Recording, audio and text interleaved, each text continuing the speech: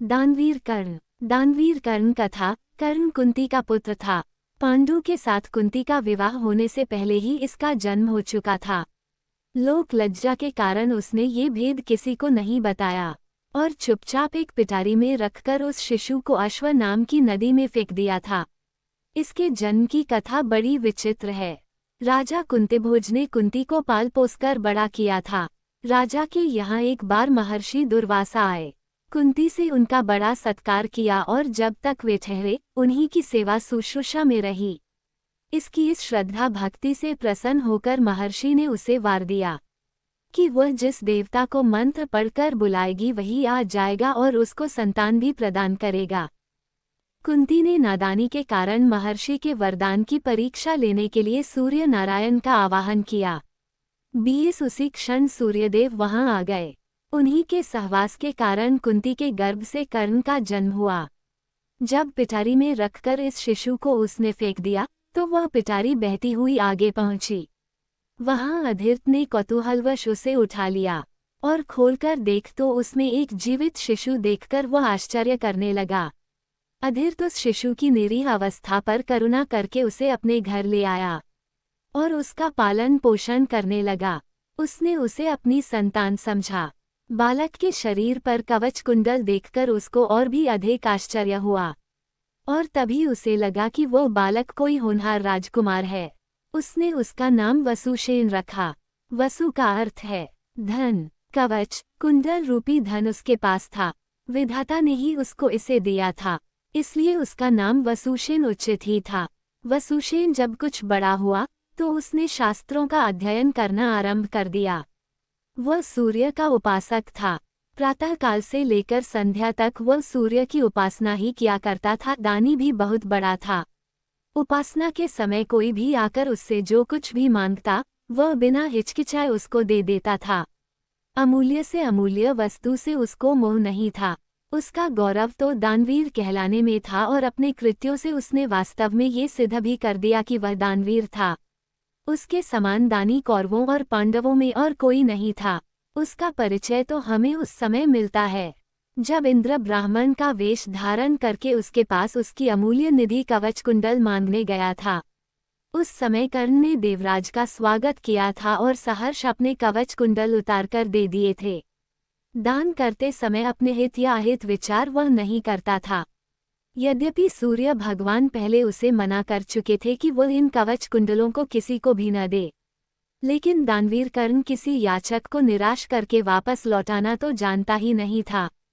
कर्ण के इस साहस के कारण ही उसका नाम वैकर्तन पड़ा था। यदि इस कवच कुंडलों को वह नहीं देता तो कोई भी योद्धा उसे युद्ध में परास्त नहीं कर सकता था। इंद्र ने अर्जुन के हित के लिए ही इनको मांगा था, क्योंकि इनके बिना अर्जुन कभी भी उसे नहीं हरा सकता था। फिर भी उसके इस अद्वितीय गुण से प्रभावित होकर इंद्र ने उसको एक पुरुषघातिनी अमोघ शक्ति दी। उस शक्ति से सामने का योद्धा किसी भी हालत में जीवित नहीं बच सकता था और उसको कर्ण ने अर्जुन के लिए रखा था। लेकिन श्रीकृष्ण ने चाल चली और कर्ण की उस शक्ति को घटोत्कच पर चलवाकर अर्जुन के जीवन पर आए इस खतरे को सदा के लिए मिटा दिया। घटोत्कच जो आकाश में विचरण करके कौरवों पर अग्नि की वर्षा कर रहा था और जिसने एक बार तो सारी सेना को पूरी तरह विचलित कर डाला था, शक्ति लगते ही निर्जीव होकर पृथ्वी पर गिर पड़ा। धनुर्विद्या में कर्ण अर्जुन के समान ही कुशल था।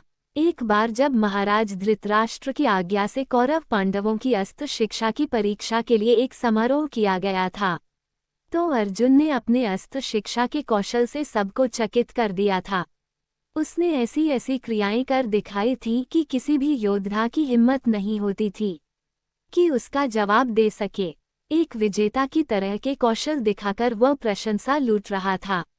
दुर्योधन उस समय हतप्रभ सा होकर चुपचाप बैठा था। अर्जुन का सा कौशल दिखाना उसके सामर्थ्य के भी बाहर था। उसी समय कर्ण वहां आ पहुंचा और उसने मैदान में आकर अर्जुन को ललकारा, अर्जुन, जिस कौशल के बल पर तू यहाँ सबको चकित कर रहा है और सभी से प्रशंसा लूट रहा है, उसे मैं भी करके दिखा सकता हूँ।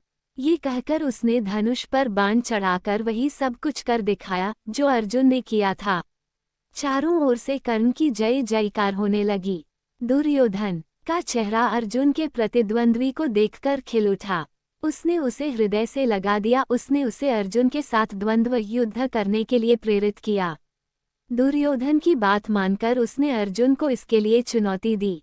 अर्जुन द्वंद्व युद्ध के लिए तैयार हो गया। अब झगड़ा बढ़ने की आशंका थी, इसलिए कृपाचार्य ने बीच में हस्तक्षेप करते हुए कहा कि राजकुमार के साथ राजकुमार का ही द्वंद्व युद्ध हो सकता है, चूंकि कर्ण सूत के द्वारा पाले हुए हैं, इसलिए इनके गोत्र कुल आदि का ठीक ठीक पता न होने के कारण इनको अर्जुन से द्वंद्व युद्ध करने का अधिकार नहीं है।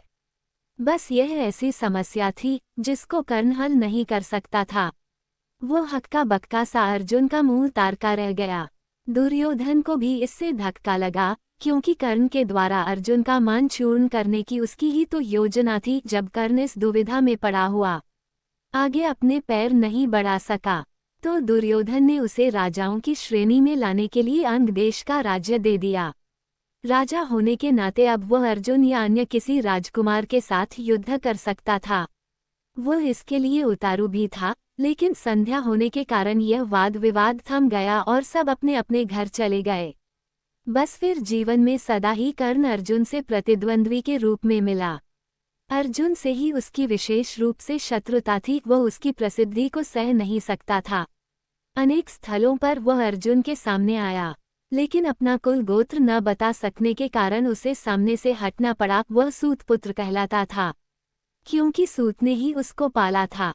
इसी कारण द्रौपदी के स्वयंवर में भी घूमती मछली की आंख बेधने की सामर्थ्य रखते हुए भी उसको अवसर नहीं दिया गया। स्वयं द्रौपदी ने ही सूत पुत्र कहकर उसका अपमान किया था और उसकी पत्नी बनने से इनकार कर दिया था।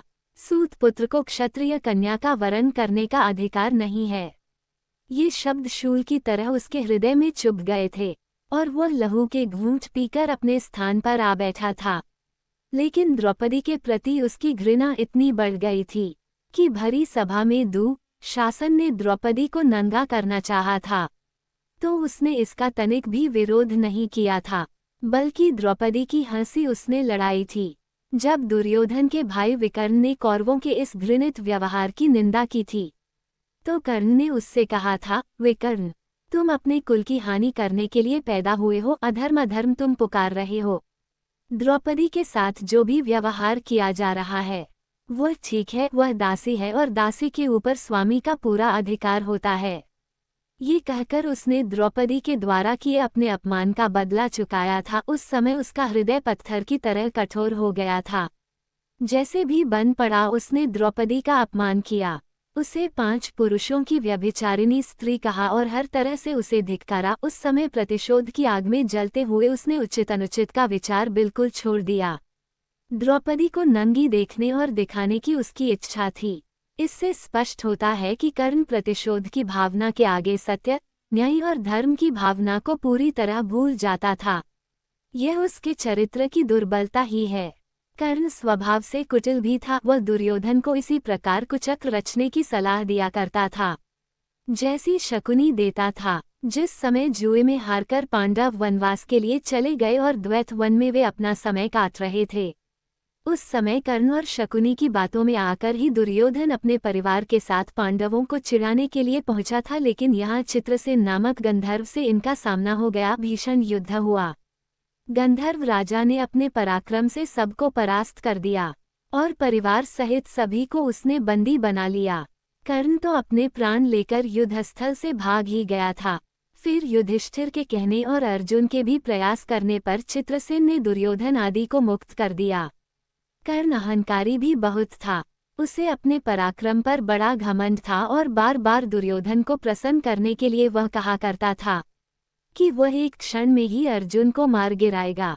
इसके लिए भगवान परशुराम द्वारा सिखाए हुए अपने अस्त्र कौशल की दुहाई देता था। यहाँ तक कि भीष्म पितामह, गुरु द्रोणाचार्य आदि के सामने भी वह अपनी शेखी बघारने से बाज नहीं आता था।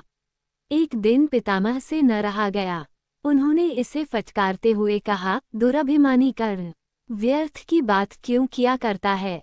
खांडव दाह के समय श्रीकृष्ण और अर्जुन ने जो वीरता प्रकट की थी उसको याद करके तुझे लज्जित होना चाहिए। क्या तू श्री कृष्ण को साधारण व्यक्ति समझता है? वे अपने चक्र से तेरी उस अमोघ शक्ति को खंड खंड कर देंगे। व्यर्थ दंभ करना एक सच्चे वीर का गुण नहीं है।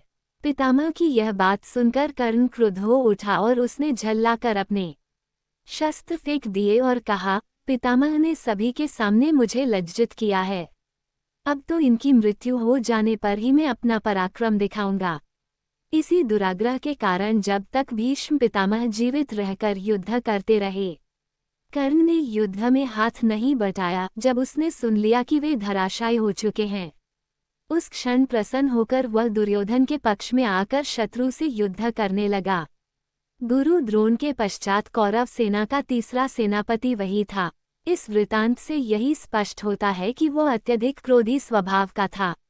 सदा अहंकार में उसकी बुद्धि डूबी रहती थी और इस कारण बुद्धिमानों की बातें भी बुरी लगती थीं। इसके विपरीत अर्जुन धीर बुद्धि और विनयशील था। इस सब के होते हुए भी कर्ण अपनी बात का धनी था। जो कुछ भी वचन वह दे देता था, उससे हटना तो वह जानता ही नहीं था। श्री कृष्ण ने उसे यह बता दिया था कि वह कुंती का ज्येष्ठ पुत्र है और साथ में उन्होंने उससे पांडवों की ओर मिल जाने का आग्रह भी किया था। लेकिन सब कुछ सुनकर भी उसने दुर्योधन के साथ विश्वासघात करना उचित नहीं समझा। श्री कृष्ण ने कहा था, कर्ण, भाइयों के विरुद्ध लड़कर उनको मारने की कामना करना पाप है। इसलिए तुम कौरवों का साथ छोड़कर पांडवों का पक्ष ले लो। युधिष्ठिर तुम्हें अपना अग्रज मानकर अपना जीता हुआ साम्राज्य तुम्हें ही दे देंगे। कृष्ण की यह प्रलोभन भरी बातें सुनकर भी कर्ण अपने वचन पर दृढ़ रहा और कहने लगा, श्री कृष्ण, दुर्योधन के साथ विश्वासघात करना सबसे बड़ा पाप है। यदि मैं उसकी मित्रता को तोड़कर पांडवों की ओर मिल जाऊंगा तो सब यही कहेंगे कि कर्ण अर्जुन से डरकर उनकी ओर मिल गया है। फिर मैं ऐसा क्या करूं? मेरी माँ ने तो मुझे मारने का सारा प्रबंध कर दिया था। सूत ने ही मुझे उठाया और पाला, इसलिए वे ही मेरे पिता तुल्य हैं। सूतों के साथ मैं कई यज्ञ भी कर चुका हूँ और मेरा विवाह संबंध भी सूतों के परिवार में ही हुआ है। फिर मेरा पांडवों से क्या संबंध रहा? धृतराष्ट्र के घराने में ही दुर्योधन के आश्रित में रहा हूँ और 13 वर्ष तक मैंने उन्हीं का दिया हुआ राज्य किया है। फिर कैसे उनके साथ विश्वासघात कर दूं? दुर्योधन को मेरे ऊपर पूरा विश्वास है। मेरे कहने से ही तो उसने इस युद्ध को मोल लिया है और अर्जुन के प्रतिद्वंद्वी के रूप में दुर्योधन की आशाएं मेरे ऊपर ही तो लगी हुई हैं। इस परिस्थिति में अपने आश्रयदाता और मित्र दुर्योधन को छोड़कर मैं कभी पांडव पक्ष में नहीं मिल सकता।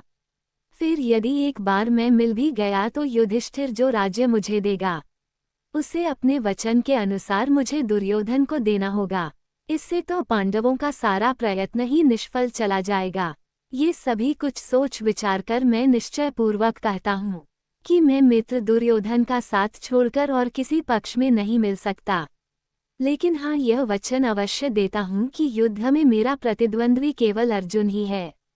उसके सिवा किसी पांडव का वध मैं नहीं करूँगा। कर्ण का ये कथन उसके चरित्र की महानता पर प्रकाश डालता है। बात का कितना पक्का था। वह दानवीर दुर्योधन चाहे अधर्मी था, लेकिन उसका तो आश्रयदाता था। फिर वह उसके साथ छल कपट कैसे कर सकता था? अंत तक उसने दुर्योधन का साथ दिया और अपने आप को एक सच्चा मित्र प्रमाणित कर दिया। कर्तव्य के प्रति कर्ण पूरी तरह कठोर था। वह युधिष्ठिर तथा अर्जुन की तरह सहृदय नहीं था कि पांडवों के विषय में ये ज्ञात होते ही कि ये उसके भाई हैं, युद्ध करना बंद कर दे। एक बार मन में दृढ़ संकल्प करके उसको पूरी तरह निभाना ही उसके जीवन का उद्देश्य था। दुर्योधन की सहायता करना उसका कर्तव्य था।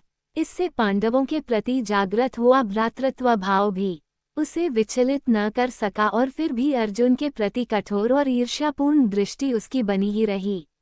यहाँ तक कि स्वयं माता कुंती ने जाकर कर्ण को अपनी ओर मिलाने की इच्छा प्रकट की थी, लेकिन उस समय भी वह वीर अपने पद से विचलित नहीं हुआ।